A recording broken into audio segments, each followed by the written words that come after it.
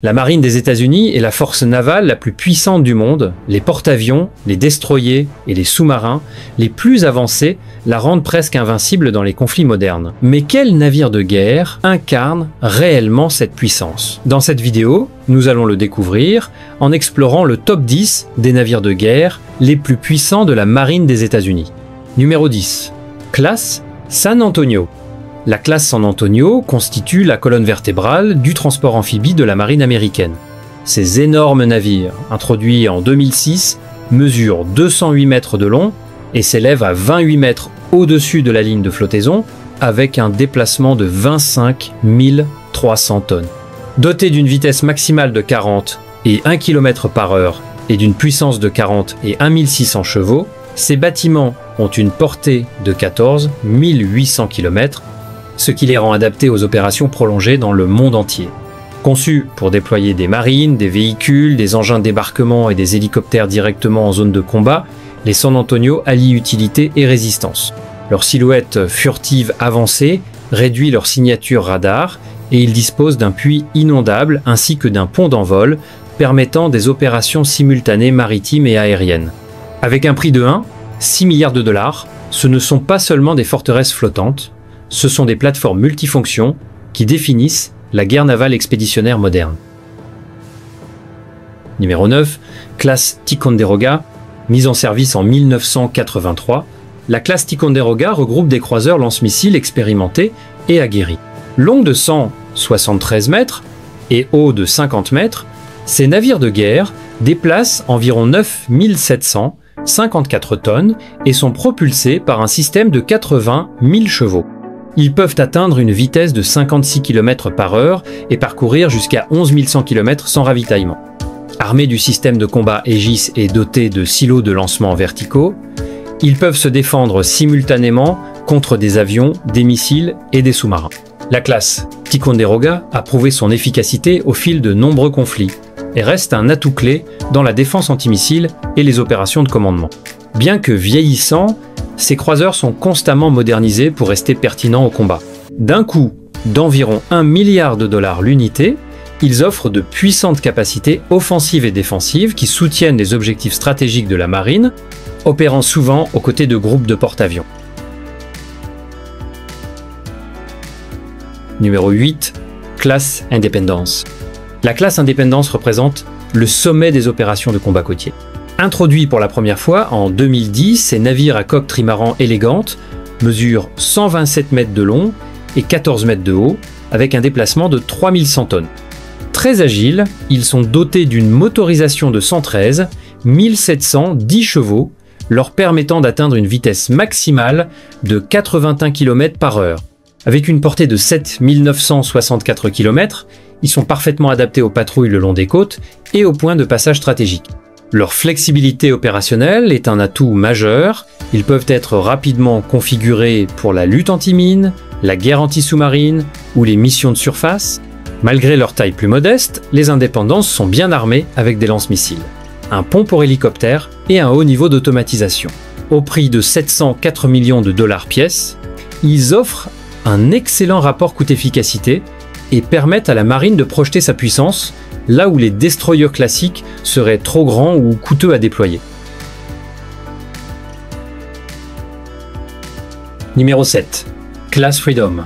La classe Freedom est la sœur monocoque de la classe Independence, conçue pour la vitesse et la polyvalence dans les eaux côtières peu profondes.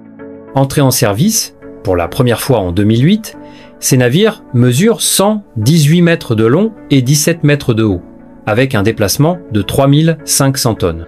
Leur propulsion de 105 000 chevaux leur permet d'atteindre une vitesse de pointe de 87 km par heure, soit l'une des plus rapides de toute la flotte. Avec une autonomie opérationnelle de 6480 km, ils sont conçus pour des missions de réponse rapide, de sécurité maritime et de lutte anti-sous-marine. Leur conception modulaire permet de configurer différents types de missions, et le pont d'envol peut accueillir un hélicoptère pour augmenter la portée. Avec un prix estimé à 600 millions de dollars, ces navires incarnent la transition de la marine vers des plateformes agiles et spécialisées, adaptées à un environnement moderne en constante évolution. Numéro 6. Classe Nimitz. Les porte-avions de la classe Nimitz sont les géants des mers, inégalés en taille, en endurance et en puissance de feu.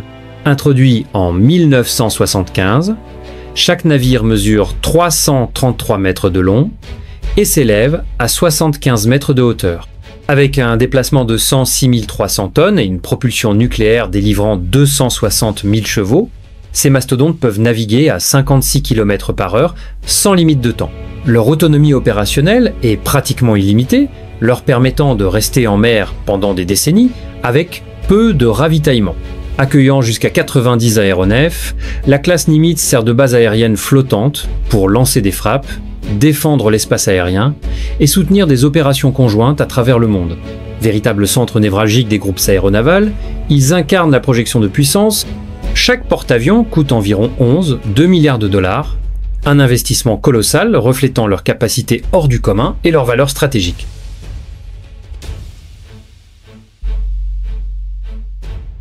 Numéro 5, classe Harley-Burke.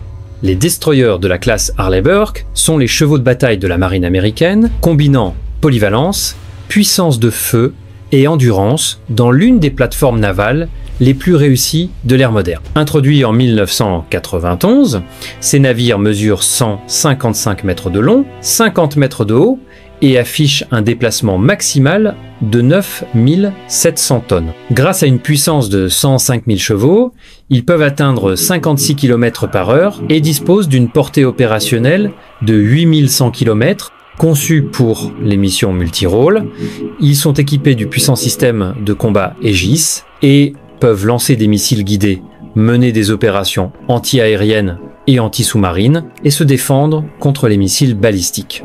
Estimés à environ 2 milliards de dollars chacun, ces destroyers offrent un équilibre exceptionnel entre endurance, létalité et flexibilité de mission, ce qui est en fait l'une des classes les plus respectées encore en service aujourd'hui.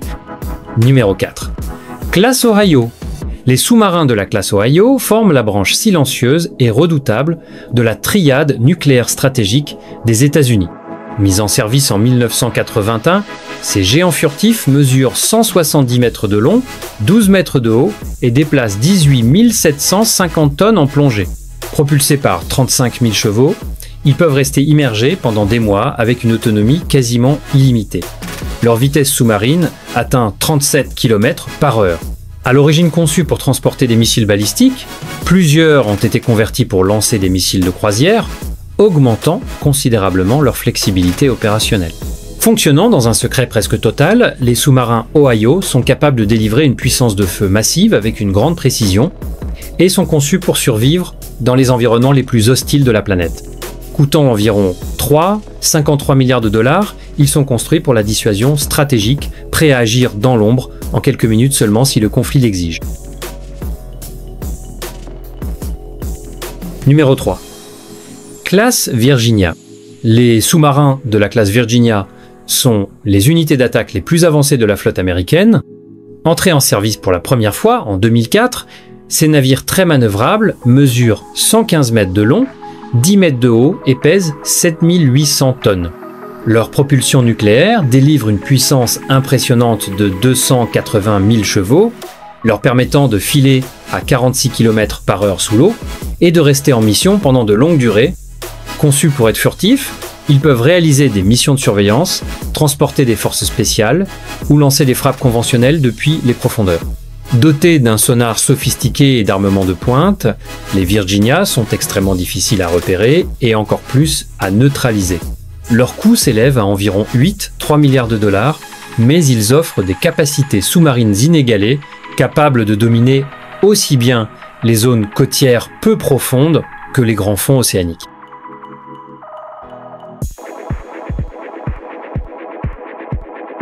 Numéro 2. USS Gerald R. Ford. L'USS Gerald R. Ford est le plus récent et le plus avancé des porte-avions du monde. Mis en service en 2017, ce super porte-avions mesure 337 mètres de long, 66 mètres de haut et déplace 100 000 tonnes. Son réacteur nucléaire génère 780 000 chevaux, lui permettant de naviguer indéfiniment à 56 km/h La classe Ford introduit des innovations révolutionnaires, comme les catapultes électromagnétiques, des dispositifs d'arrêt avancés et des systèmes radars et d'automatisation perfectionnés. Ces nouveautés permettent une cadence de sortie plus élevée et une meilleure efficacité énergétique que les modèles précédents. Affichant un coût de 998 milliards de dollars, il représente l'apogée de l'ingénierie navale moderne et incarne le futur de la puissance maritime américaine. Numéro 1, classe Zumwalt.